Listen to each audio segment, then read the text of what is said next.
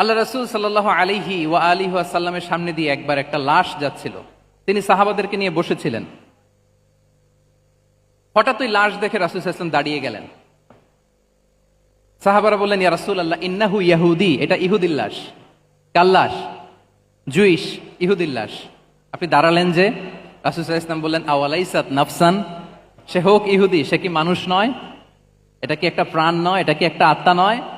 আমি তো ইহুদি, খ্রিস্টান, আস্তিক, নাস্তিক সেটা দেখিনি, আমি মানুষ, এ কারণে সম্মান দিয়ে দাঁড়িয়ে গিয়েছি। আল্লাহু আকবার।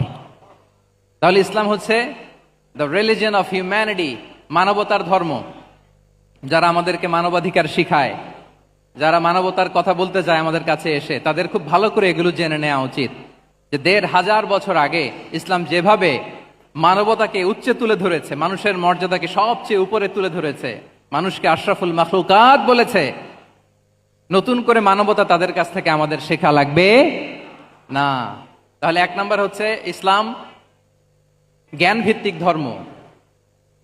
২ নম্বরে বললাম ইসলাম হচ্ছে মানবতার ধর্ম। ৩ নাম্বার হচ্ছে ইসলামে আল্লাহ তাআলা যে সমস্ত বিধিবিধান আমাদেরকে দিয়েছেন, ইসলামের যে রুলিংস গুলো আছে, এগুলো খুব ফ্লেক্সিবল,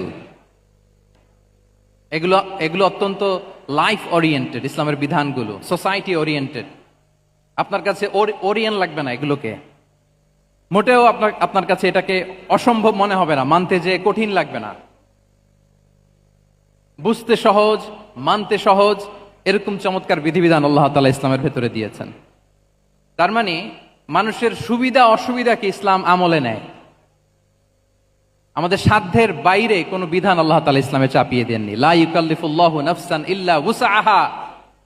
সাধ্যের বাইরে আল্লাহ তাআলা কোনো বিধান আমাদের উপর চাপিয়ে দেন নাই। কোনো কিছু যদি আমাদের আউট অফ ক্যাপাসিটি হয়, এরকম কোনো বিধান আল্লাহ আমাদেরকে দেন নাই।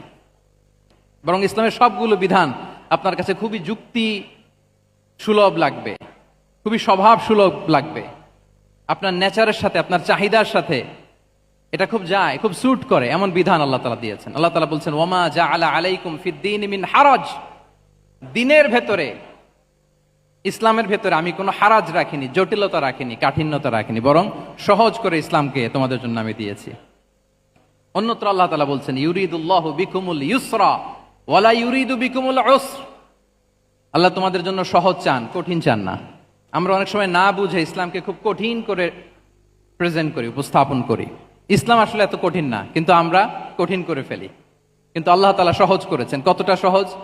নামাজের মধ্যে দাঁড়িয়ে সালাত আদায় করা হচ্ছে ফরজ। দাঁড়িয়ে সালাত আদায় করা কি? আপনি দাঁড়াতে পারেন না, বসে পড়লেও কবুল করবে কে? আল্লাহ।